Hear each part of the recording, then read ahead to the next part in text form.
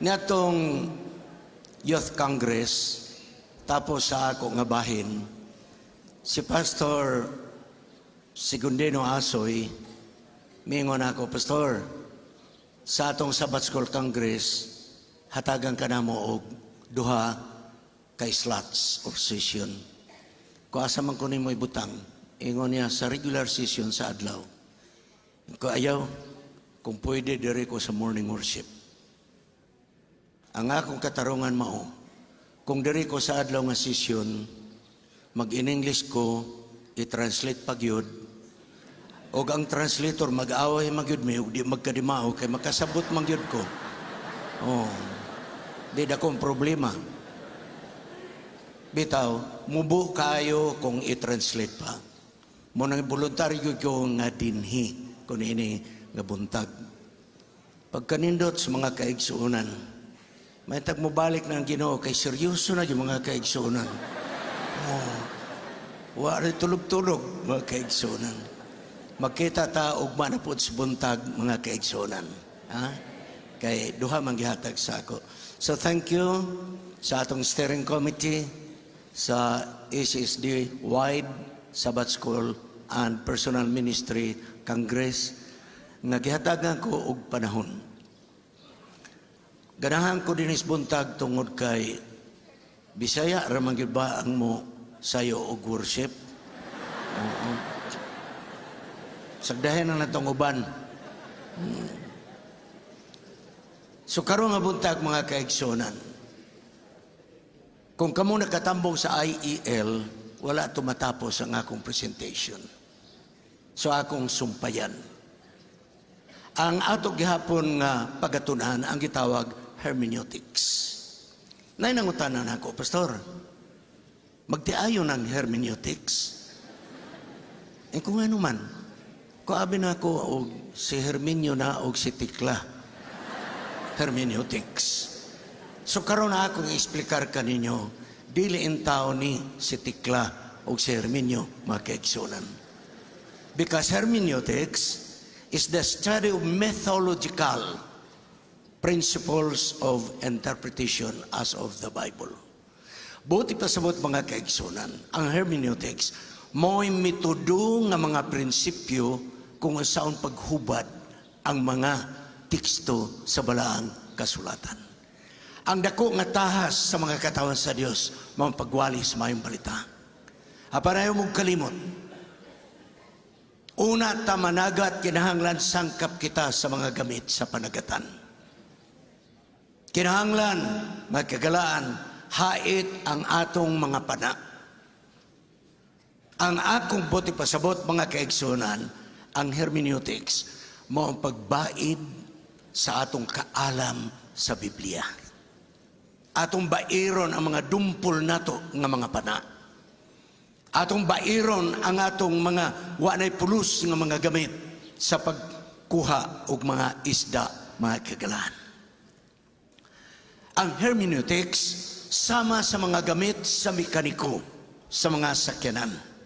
Nga matagtuir ka adunay mohaum nga mga galamiton, mga kagalaan.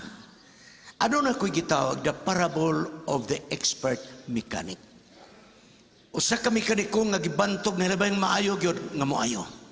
Sumayo sa katawo nga miadto ug nagingon nga mekanik, ang akong sakyanan, nagingon ubang mekaniko, i-overhaul na kuno. Pero kay ikaw man yun mo, gibantog na mekaniko, munang niya ko diri. Pero nga ko lang natingadaan, ang imong siya, mingaw magkayo, wa may mga gamit. Ingon niya, na ako'y gamit. Tungod kay eksperto ko, ang akong gamit, morgyod ni, martilyo o silsil. Dada ang imong sakyanan kay akong overhaulon, martilyo o silsil. Igsoon sultihan ko kamo, kana nga mekaniko, iyang ma-overhaul ang makina. Pero ako ipasalig kaninyo, ang mga tour ka na mga lubo, mga bungi, mga harus. Mauna nga usahay sa atong iglesia, maglayog tagkatarungan, tungod kay maglinubuay man ta, nga naman, wa may hermeneutics. Unya og ator bang badlungon mo yung ba pastor ay gumigilara kay bisag wa mi kay eskwela makasabot baya pud mi. Ikson ay pagsalig og martilyo og silsil. So karon mga kaigsunan ang atong tahas mo ang pagtuki sa balaang kasulatan. Medyo mupaspas na gamay kay apiki ang akong panahon. Ang mga gamit sa hermeneutics mo, tanahon ang kasaysayan unsay nagpaluyo. Tanahon unsay kultura. Tanahon unsa ang kinatibukan sa mga teksto. Tanahon unsa ang original nga sinultian sa Hebrewanon o Griego. Tanahon ang arrangement sa sentence nga gitawag syntax. Ug labaw sa tanan, unsa ang doktrina sa pagka pinadasig nga tao. Niata. Unang Timoteo 2:11-12. Mao ni ang atong gamitan og hermeneutics. Sa unang Timoteo 2:11-12, ang akong pangutana mao, naghisgot ba kini sa katungdanan sa mga babae diha sa iglesia? Mao nang dunay question mark. Nagingon dinhi, let the woman learn in silence with all subjection. I suffer not a woman to teach nor to usurp authority over the man, but to be in silence. Himuang nga ang mga babae makakatoon diha sa kahilom. Ug na sila magmasinugtanon. Kay dili kumusugot nga ang babae magapanudlo ug mukuha og otoridad sa lalaki apan kinahanglan siya maghilom. Mga igsoon, kumusta man yung mga babae sa iglesia? Wa ba na yung mga tingog? Uy, nakasala na mo ana. Ha? Oh. So ato rin baron mga kaigsunan.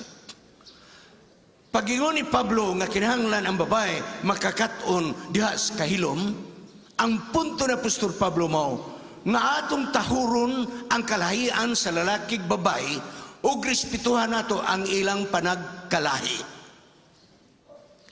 Nga taliwala nga adunay mga panagkalahi apan equal ang lalaki o babae. Mao ni ang gipasantop sa Dios. Sa unang Pedro 3:7 nagingon, ang mga babae gitawag nga mga kauban nga mga manununod sa grasya sa kinabuhi. So ang mga babae mga heredera, mga kauban sa pagpanunod sa grasya sa Ginoo. Sa pikas nga bahin, atong obserbahan unsa ang buluhaton sa babae o sa lalaki nga gihatag sa Dios niini nga kalibutan. Kaya atong makita sa Roma 16:4, si Pablo gitawag ang magtiayon nga si Priscilla o si Aquila. Kining si Priscilla o si Aquila, magtiayon kining nga mga nakakonverter nga Kristohanon. O gitawag ni Apostol Pablo nga nagingon, si Priscilla o si Aquila, mga soneros, my fellow workers. Mga isig ka magbubuhat nako. Ang tuyo ni Apostol Pablo mo, nga walay babae, nga ang iyang barog, dunay immoralidad, nga walay babae nga siya magapamubo sa iyang buhok o kaha magpakagi sa buhok say kay sa ingon ni anak iyang gipakaulawan ng Dios ug ang iyang bana iyang gipakaulawan. Ang punto mga kaigsoon mo, wala magsupak si Pablo sa kultura. Apan si Pablo uyon sa kultura nga dili makapubos sa moralidad sa tao, sa babae o sa lalaki. Niini nga pagiha, gusto ni Apostol Pablo nga lahi ang barog sa babae, siyang buhok, siyang pamisti, ug lahi ang barog sa lalaki, siyang buhok, og sa iyang pamisti. Dili kay maglibog taog babae ni laki. Ha? Okay. Sunod, atong mabatnan ngayang dakong problema. Kay mulat to dayon taog hisgot sa bersikulo 11 ug 12. iatras nato sa versikulo 9. Kay diining versikulo 9 mo'y sukaranan sa 12 o sa 11 o 12. Kay sa versikulo 9, ang tahas o kabalakan ni Apostol Pablo mao ang mga babae nga kinahanglan ang ilang pagkinabuhi sa Griego nga pinulungan gitawag og soprosoni nga gihubad og kaugdang kaligdong. Ang pulong soprosoni walay equivalent sa English nga usara ka pulong. Apan ang soprosoni mo'y kagawasan nga nabatnan sa babay tapos nga mituog kang Ginoong Hesus ug kini nga kagawasan gikinahanglan siya mismo mo'y magkontrolar nga di niya mabusuhan ang kagawasan. That is soprosoni. Busa mga kailangan, mga kaigsunan, ang soprosoni gihubad kini sa English og sober-mindedness. Niini nga punto, wala maghimo sa babae nga ubos kung dili equal sa lalaki tungod kay ang tuyo ni Apostol Pablo, ang babae makabaton ug panghunahuna nga hinlo, ugdang ug ligdong. Ang gipasidanan ni Pablo sa mga babae mo, basin, masubraan ang kagawasan sa mga babae sa ilang mga pagpraktis nga kuhaon na hinuon ang katungdanan sa ilang bana. Niini nga punto mga kaglaan, kini nga teksto wala maghisgot sa babae ug lalaki, but very specific ang gihisgutan niini mao ang iyang kaugdang mga kaigsunan. Unsa may buti pasabot ni anang usurpation of authority. Ang punto ni Apostol Pablo mo nga ang babae dili magpakita nga siya maoy katapusang tingog sa iyang panimalay. Nga ba na tigyang uyang ora? Nga ba na maluoy ko ninyo? Panukol mo oy. Muni gusto ni Apostol Pablo nga ang babae dili kuhaon ang responsibilidad sa bana kay ang kaminyoon susama sa relasyon sa iglesia o kang Kristo. Dini nagpakita nga dili taas ang babae ni taas ang lalaki. Apan ang lalaki siya mo'y ulo sa panimalay. Sama sa pagka-Diyos ang tulo equal. Og sama sa panimalay, si Kristo ang ulo sa iglesia og ang bana mang ulo sa panimalay. Sa kaminyoon, nahimong usa sila. Apan kining pagkausa, wala mawala ang duha ka entity, babae og lalaki. Niini nga punto, nagkayusa sila. Apan sa ilang pagkayusa, dunay ulo sa ilang panagiusa nga maong bana. Gikan pa kana sa sinugdanan sa paglanang sa kalibutan. Akong ipasabot kaninyo, nga kini nga teksto, lahi ang babae nga gisgutan diha.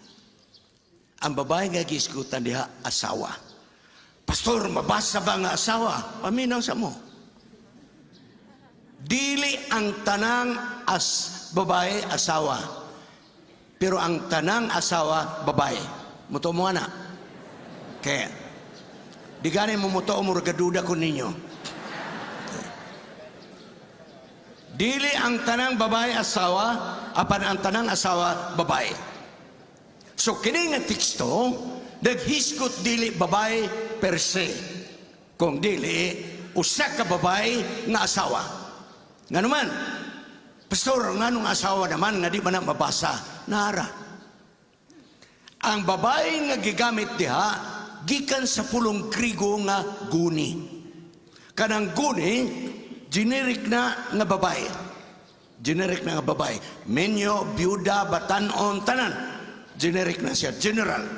Apan kung kana nga babae, gisundan sa lalaki, nga ang lalaki ang gigamit dili anthropos, kung dili ang gigamit anir. Ang anir, usa ka bana, kay bana man, usa ka lalaki. Busa, niini nga teksto mga kaigsunan, Ang dapat nga paghubad nini mao ang versikulo siya, let the wife learn in silence with all subjection. Ang asawa, kinahanglan na siya makakaton diha sa kahilom ug sa pagka masinugtano. The wife, dili kay babae ra. Okay? This is not talking about the role of woman in the church, but between husband and wife. So kini nga teksto, dili ni relasyon sa babae ug sa iglesia. Apang kini nga teksto, relasyon sa asawa ug bana. Unsay buti pasabot anang maghilom. Saman mo, diya sa balay, wala naging mo yung mga tingog. Ha? Ang pulong silence, gikan sa Grigo nga Jesus Kia. Nga sa unang Timoteo 2:11, ang Jesus Kia, gihubad nga peaceable, malinawon. Mga girls, paminaw mo. Sa balay kinahanglan, malinawon mo. Ha? Kasabot mo. Oh. Kasi ang inyong bana maglabad ang ulo kaya di nakasabot. Kinahanglan ang babae must be peaceable, malinawon. Buti pasabot, tranquil, not disturbed. So ang babae, kung gusto mo magkakaton, di kay kata maglibog na ang banaw sa tong istorya. Ha? Buti pasabot ni Apostol Pablo, musulti ang asawa, hanay, klaro, dili kay tagsa kalibro ang inistoryahan. Kaya, busa, ang isakto niini nga pagkahubad mo, dili silence, kung dili tranquility, not in a disturbing way. Unsa may buti pasabot niya ng diha sa pagka masinugtanon. Sa panahon Apostol Pablo, ang lalaki ra mo'y magka-eskwela. Ang babae dito ra mangutana sa bana. Nakaron, kung imong pahilumon ang bana, unsa ang paghibalo og pilay 1+1. So inyong nakita ang problema. This is not absolute silence. Kung dili ka nang mo istorya ta, di kay kata. Maglib. Kaya dagan man kung mga babae. Mo istorya gani, walay kama, walay period. Muna yung mga problema. Muna yung kalaban ni Apostol Pablo. Okay? Busa, niya ang panahon ng mga kaeksyon na dili pwede magamit. Nga maghilom, absolute. Kay kini asawa ang giskutan, dili babae sa iglesia. Ha? Kay nga naman, kay kung ang babae, grabe mo kitab-kitab og istorya. Naibisita, 90% sa istorya ang asawa, ang 10% ang banara. Pag uli sa bisita, may luya itong banahan, no? Huwag yun na istorya ito. Mayang buntag ka ninyo mga luoy ng mga bana.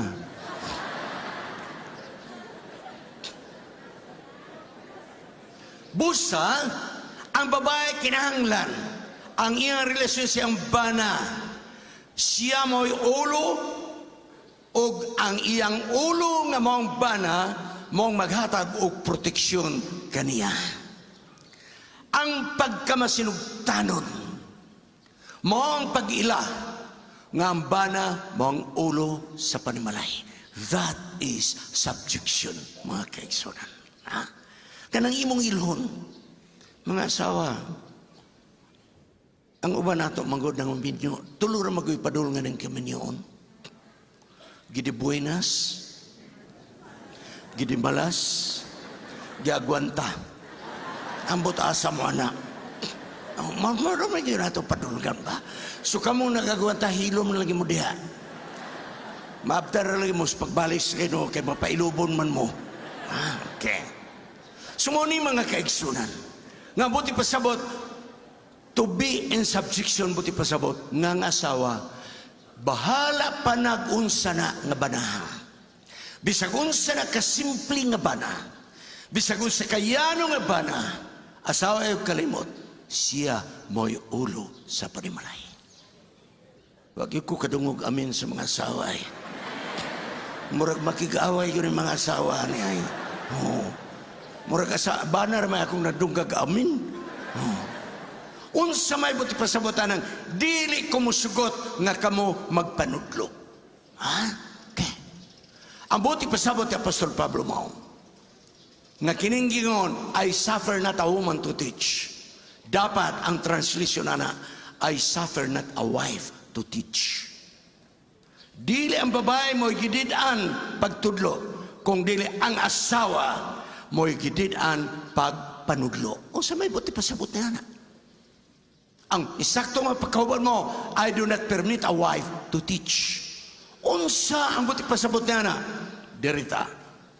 To teach is an infinitive form sa Grigo, gikan sa Grigo nga pulong didaskian. Nga kung hubaron, paminaw mo, to teach continuously. Muna ang gidili na Apostol Pablo.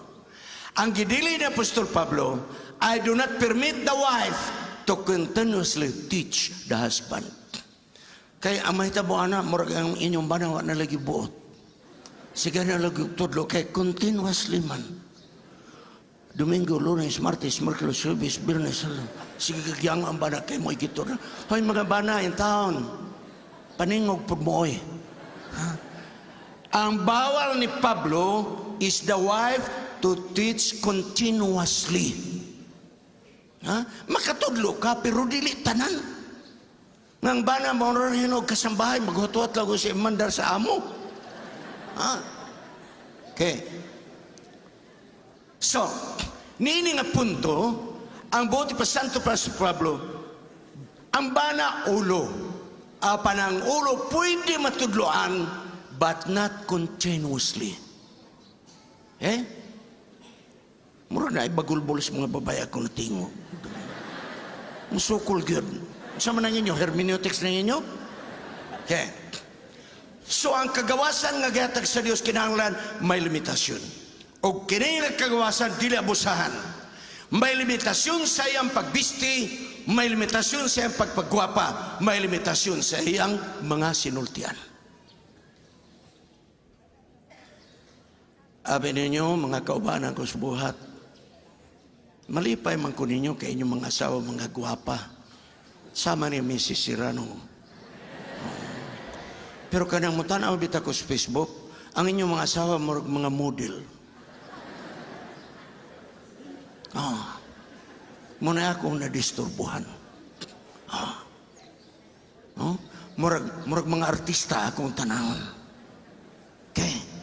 So si Pablo mga kaigsunan, niini nga bahin, ang buti pa santo niini, mao nga ang bana ilhon gyud nga siya mao ang ulo ug ang asawa magabaton sa kaugdang. Dili gusto ni Pablo nga ang asawa sa balay mga amang. Dili mo pasabot na ay limitasyon. Ang tuyo ni Pablo na dili ang pagsulti kung dili ang tuyo ni Pablo nga ang asawa mo tindog ug mo barog nga kung tan-aw sa mga tao Adventista ang barog nga asawa. Di kay maglibog tag gikan is nightclub o asa gikan.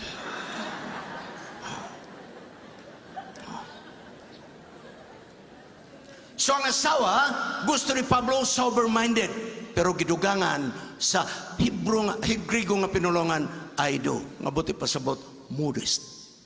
Ang asawa kinahanglan kanang modest. Aron dili maulawan ang bana mga kaigsunan. Okay? Karon, kana ba, minyo naman.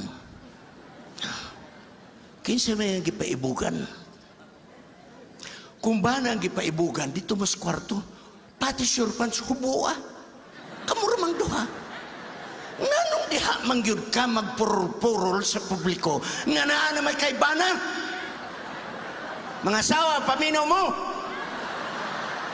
Kaya di mo mutuo sa inyong mga bana, hermeneutics sa inyong tuuhan. Minyo na ka? Nganong maganaana ka man? So karon mga pakiusap sa mga ate. Tagalog na ta, mga ate. Naa naman si kuya, ngano magyud itahon, ngano magyud maganaana ka man. Mauna ang tahas ni Pablo. Dili pawalihon ang babae sa simbahan. Ang taas ni Pablo nga nga atong mga asawa maugyang sa pamisti. Muna tuyo, mga kaigsunan. Kamu ba ang mga asawa mo? Nga mga minyo, nga mag-ingon-ingon ana, nga nung mag-ingon-ingon man mo ana, kinsa may inyong paibugon? Publiko? Ang inyong paibugon ang inyong bana. Pagtuwa na mo sa kwarta, hoy ko todo. Walang wala. Huwag magbuot ninyo. Huwag na ilabot si Pablo ana basta sa kwarto na mo. Okay.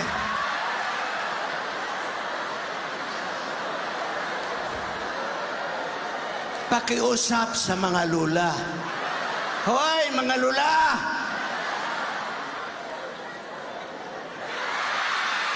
Lula, ayaw na mag-enter. Ayaw na, good please. So karon, lula naman ka, abi ni lula og naglaway ang mga lalaki, wala oy kasukaon ang mga lalaki. Muna ato na lang tabunan si lula, kay kasukaon na ang mga lalaki. Wa ba mo kamatikod sa shopping mall? Pagkadaghang mga tiguang mag-apil-apilana?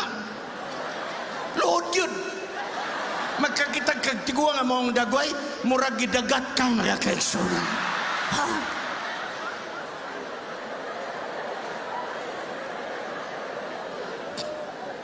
So kiningingon na to usurp authority, ang pulong usurp, gikan sa Grigo nga pinulungan authentian. Nga kausar yun na, mabasa sa Biblia. O kini ang hubad sa Grigo nga mga klasikal, gihubad kini authentian is autocrat. O sa katao nga mahari-arion. O sa katao nga pagdumala pinagig kusog. O sa katao nga mupatay sa si katao, basta matuman niyang gusto.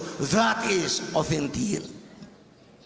Munang gitawag, usurpation of authority. Busa, mga asawa, ang ulos panmalay ang mga banaman, ayaw patya ang iyang otoridad. Mauna ang kahulugan, not to usurp authority. Ayaw patya ang otoridad sa imong bana. Kaya bisag maumaw rami ani, dugay may kasabot. Pero kalimot lalaki ba yan, may makigpatay ba yan, may kalalaki yan. Ayaw mo kalimutan. Sala ba din na mo nga mga mango, may unya, gisugot mo ninyo gipangmana, nangaunsa man mo. So, kining pulong to usurp, o sa katao kini, nga mapinugsanong pwersa, nga mupatay sa si katao. Therefore, ang gadili ni Pablo, mga asawa, ayaw patya ang otoridad sa inyong mga bana. So, ang literal nga translation karon sa teksto nga itong hisgutan mo. Let the wife learn peaceably in tranquility and not in a disturbing way, but in proper order. I do not permit a wife to always teach her husband so as not to take the headship nor to kill the authority of her husband as the head of the family. That is the literal translation, mga kaigsunan. Dili kay ang babae, dili pawalihon. Dili kay ang babae, dito ra sa ubos pawalihon. Dere ra gyud, dili pwede. Usagod ang trabaho nato, mga kaigsunan. Ug di mo ganang babae, biyahe na yung mga asawa. Kalaban ma din yung mga babae. Pero kami naman si Sarano, di may kalaban, oy. Barkada mi. Ha? Okay. Mga babae, saan man yung bubalik magyud kang lula? Naisinulat sa usa ka babae sa Amerika, fighter for the rights of women. Nagingon ang maong babae, si Susan Anthony, no man is good enough to govern any woman without her consent. Wala mayong laki nga lalaki nga mo'y magbuot sa babae, gawas kong ang babae, musugot na siya butan. Abi ninyo sa Pilipinas, sultian ko kamo, nagsugod ang Republika sa Pilipinas nga ang mga babae dili makabutar. Nagsugod sa Pilipinas ng babae, dili makadawat og katungdanan sa gobyerno na elected. Apan ang babae nga sa pura katigbat, nakig-away sa gobyerno ng hatagan og kagawasang babae. So nagranted ang mga babae nga makabutar og makadagan sa politika. Og malipay ko sa pagtaho kaninyo. Ngang unang congresswoman sa Pilipinas, taga-amo sa Cagayaga Region sa Butuan City, si Elisa Rosales Ochoa. The first congresswoman in the Philippines is from my home place in Butuan City, Cagayaga Region, mga kaigsunan. Luwi na yung mga babae baya. So karon sumada ta, aron mamahaw na ta. Ang unang Timoteo 2:9-11, buti pasabot. Mga asawa, ayaw intani yung pagkaulawi ang inyong mga bana, pinaagi sa mga immoral ng mga pamisti, kung dili sa kaugdang o kaligdong. Ingon niya ini ang mga Adventista. Mga asawa sa mga workers, ingon ini ang pamisti sa atong mga asawa. Kaugdang o kaligdong. Asa may inyo, anak? Mga kaigsunan, kamoy mohukom, asay gusto ninyo nga sinina sa mga asawa namo nga mga pastor? Ha? Diri no? No. No, gusto mo sa among mga asawa nga ingon ana, ang inyo pong bisti ana pod. Nganong kameraman pod? Nakuha ninyo akong punto? Kamu sige mo ingon gaw sa maning asawa sa pastor, kamu pod ba? Lugar ang buti ninyo pasabot. Ang amor nga asawa mo magbisti o ingon ni ana, ang kamukutob sa kigol. Ay, di may musugutan na, oy, mubadlong, yun mi. Ha? Muni gusto na ko. O, asa man yung gusto? This one or this one? Asay pamisti nga nagrepresentar sa Adventista nga mga katawan sa Dios. Yes, yes. Mauni ang taas ni Pablo. Dili kay dili ang babae di makawali, ang babae di makisulti. No! Ang kaugdang o kaligdong, mauni mga kaigsunan, busa ang ikaduha mo. Kamong mga asawa, please, ayaw mo pagdominar sa inyong mga bana. Kaluoy sa bana. Luoy ko ng bana, ha? Luoy. Hoy, mga bana, o ikaw na, pwede ba nga mo na lang pakpako ng high heel sa imong asawa? Nga naman lagro magpatunog manggid mo. Mauna ang tahas sa mong teksto. Tanawara. Grabe nang inampo sa lalaki. Grabe nang pasaylo. Pero ang babae, ga pasaylo, kasaylo. Di nalagay ko mo usap, di mo usap. O saan mo pag-usap, kaupat na yun mo ni atong pizza 4 sa hunyo imong gibuhat. O niya ka to, kagagusto mo. Kini babae maayo sa pizza sa mga sayo sa bana. Ang imo ganing sinina katong puti, nga imo kong gipakaulawan. Hoy, mga babae, o saan mo, historian? Mo niyang taas, ha? Mga ayaw na ganing pasaylo yung bana, pasayloan ninyo. Ha? Tanawan ninyo na, di ba naluin ang bana, ha? Ha? Oh. Muna ang dili gusto ni Apostol Pablo.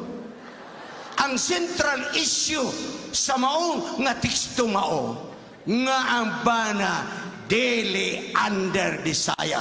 That is the text in the Bible. Dili kay di pawalihon ang babae. Dili kay dili hatagag katunan ang babae. Kung dili sa magdayon, magkinusultahay ang asawag bana, kaya ang ilang relasyon kita o confluent relationship. May seminar, may tungod sa pagdumalas panimalay. Nagingon abang lecturer. Gusto ko mahibalo kung sa ang paagi ninyo sa pagdumalas sa inyong panimalay. Katong tanan nga ma-under desire sa mga asawa, diri mo dapit sa wala nako. Tindog ang tanang mabana. Ingon ang lecturer, sirs, kining under desire nga ako gitawag diri siya, oh, under desire. Under desire mo, nga naman, aruway gubot, sir. Ingon ang bana, okay, kini under desire. Tawagon ako ang dili under desire, Please, kung naay dili under desire, diri sa wala.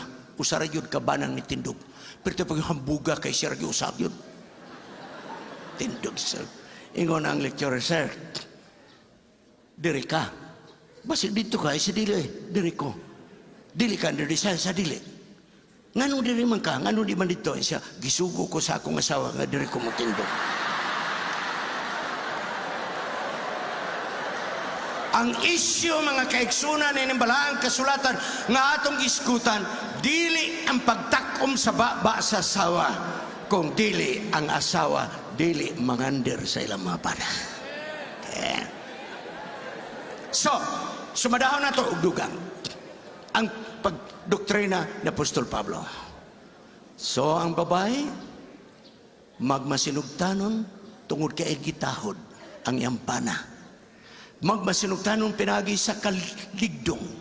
Magmasinugtanon pinagi sa dili, samok. Ha? Mga bana, mga asawa. Kini nga teksto, buti pa sa buti Apostol Pablo, nga mga asawa, pwede ba ka ng dili mo alingog-ngog sa balay? Ha? Kano di bitaw mo mga alingog-ngog sa balay? Ha? Okay. Dili gusto ni Apostol Pablo maulawan ang bana tungod sa pamisti sa ilang asawa. Mga bana, utrupong huway mga buot ninyo. Ngano mo sugot man mo nga ninyong asawa yung unana ang pamisti? Ha? Kamu mo among basulong mga banaha mo? Ngano mo sugot po mo? Nga pastor, may mahimo ka under the saya man. Wala under kay wala saya. Nangangusaman mo. Dili gusto ni Apostol Pablo nga ang bana mo ihawod sa balay. Tanawa na ng banaha. Oh. Dili na Bisaya ha, lahi na nga tribo. Kanang gito, di na Bisaya. Kaya mga Bisaya makigpatay. Katapusan. Na ako'y nakuha nga sulat. Nangitag yung kong sulat yun sa pagpalangga sa bana ang iyang asawa. So akong i-share sa inyo sa pagtapos. Ingon ang sulat. Dear Joan, your love is the doctor to my wounds, friend to my sorrows, mentor to my dilemmas, teacher to my actions, companion to my joy. Bisayon. Hinigugmang Joan, ang imong gugma mo'y mananambal sa akong mga samat. Ikaw mo'y higala sa akong mga kagulanan, magtutudlo sa akong mga kalibog, ug magatanaw sa akong mga binuhatan, kauban sa akong kalipay. Love you, Sig. Kaila mo ni Sig? Okay.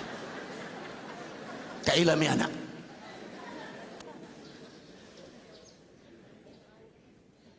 Ug mas buntag igsoon, sumpayan na ito. Panalas pagtapos, gusto na ko pinunbukan ninyo, bisita mo sa both sa Philippine Publishing House. Kaya ito dito ang atong mga materials. Hermeneutics. Ito dito. Mga wali sa DVD. Ito dito. Mga happy family. Ug labaw sa tanan, ang libro nga akong gisulat, The Anthill Preacher. Moni libro sa mga tamis kapait sa kinabuhi. Libro sa sayo namong kaminyon Mrs. Serrano, unsa ang binugnuay ug unsa ang kalipay. And how we survive. Ug alang sa mga ministro, how will you survive sa mga pressure sa ministry, sa field. Anay ka na seryo, nga kining libro ha kung inyong mabasa, you'll see me through and through. Because in that book, I revealed everything who is and who was Wendell Serrano. Bisitahe in taon ang Philippine Publishing House, kay natago in taon ang both sa Philippine Publishing House.